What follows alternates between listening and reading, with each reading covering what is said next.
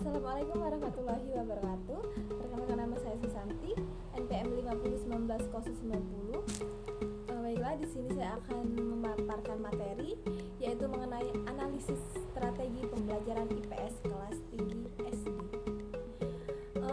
Pembelajaran IPS di SD atau MI yaitu ilmu pengetahuan sosial atau yang dikenal sebagai IPS.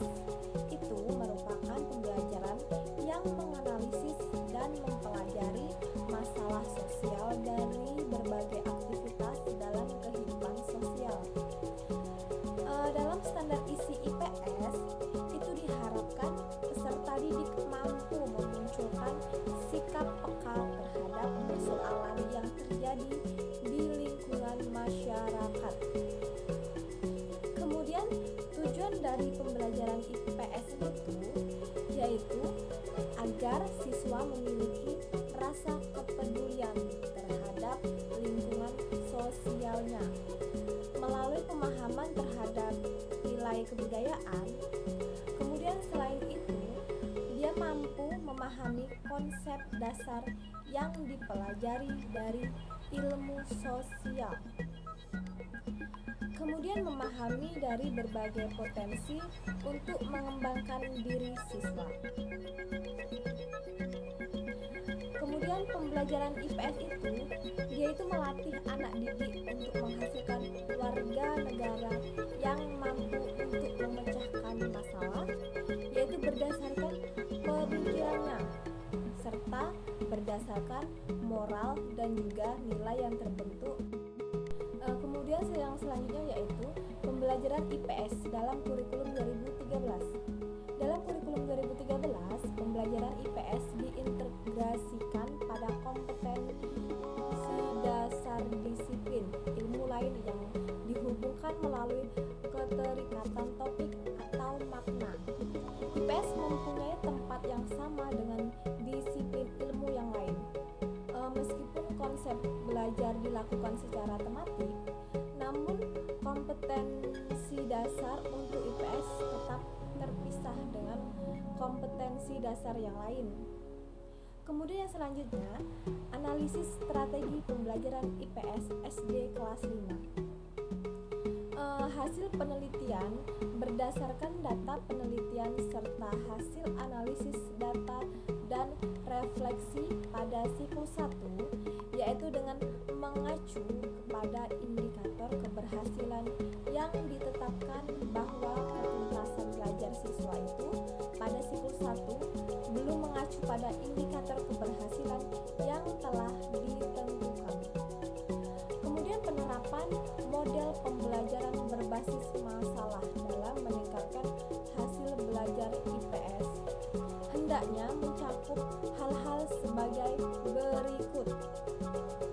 Yang pertama, yaitu dengan penerapan model pembelajaran berbasis masalah, penguasaan materi IPS yang mengacu pada seberapa besar siswa mengalami perubahan dalam pengetahuan dan pemahaman tentang IPS, baik berupa fakta, kemudian konsep, prinsip, hukum, maupun juga teori.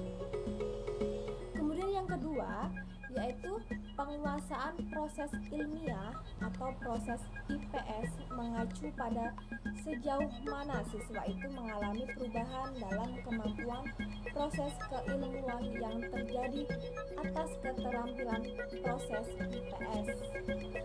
Kemudian yang ketiga, yaitu hasil belajar IPS adalah segenap perubahan tingkah laku yang terjadi pada siswa dalam bidang IPS sebagai hasil mengikuti proses pembelajaran IPS. Hasil belajar biasanya yaitu dinyatakan dengan skor yang diperoleh dari tes hasil belajar yang diadakan setelah selesai mengikuti suatu program pembelajaran yang dapat menghasilkan perubahan dalam sebuah pengetahuan, kemudian pemahaman, keterampilan, kemudian sikap, dan juga nilai. Meliputi aspek kognitif, efektif, dan psikomotor. Hasil penerapan strategi strategi mnemonik pada pembelajaran IPS di kelas 6 SD menunjukkan bahwa siswa yang menggunakan strategi mnemonik dalam menghafal materi pelajaran IPS prestasinya itu lebih baik dibandingkan dengan siswa yang tidak menggunakannya.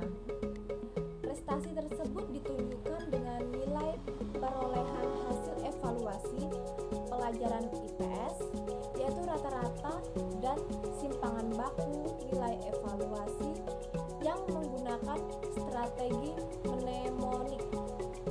Rata-ratanya itu lebih tinggi dibandingkan dengan siswa yang menggunakannya, siswa yang tidak menggunakannya.